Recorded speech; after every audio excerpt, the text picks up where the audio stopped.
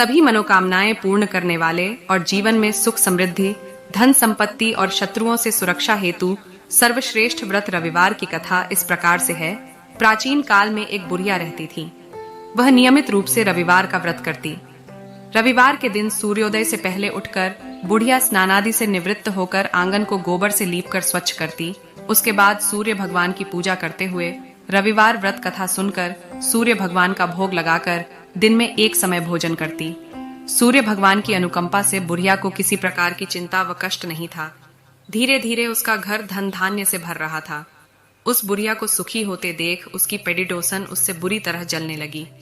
बुढ़िया ने कोई गाय नहीं पाल रखी थी, अतः वह अपनी पड़ोसन के आंगन में बंधी गाय का गोबर लाती थी। पड़ोसन ने कुछ सोचकर अपनी गाय को घर के भीतर बांध दिया। रविवार को गोबर न मिलने से बुढ़िया अपना आंगन नहीं लीप सकी।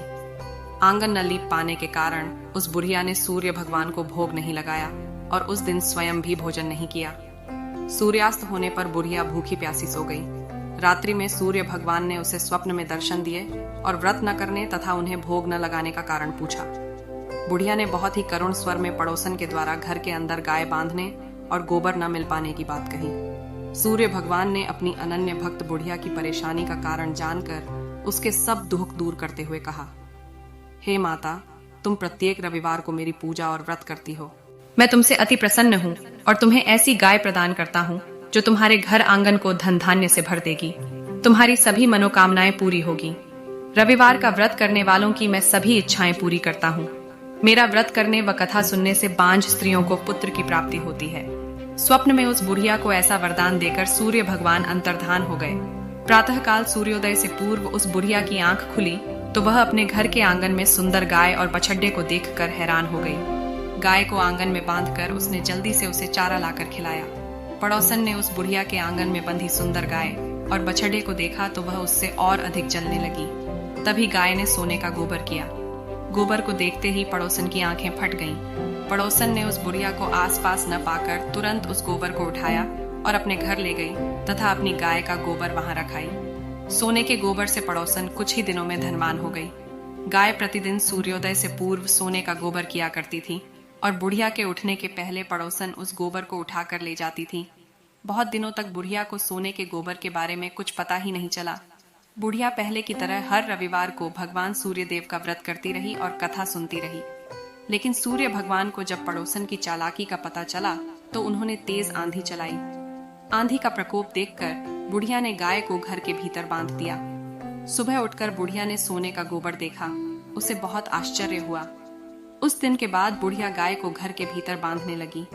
सोने के गोबर से बुढ़िया कुछ ही दिन में बहुत धनी हो गई। उस बुढ़िया के धनी होने से पड़ोसन बुरी तरह जल भुनकर राख हो गई और उसने अपने पति को समझा बुझाकर उस नगर के राजा के पास भेज दिया।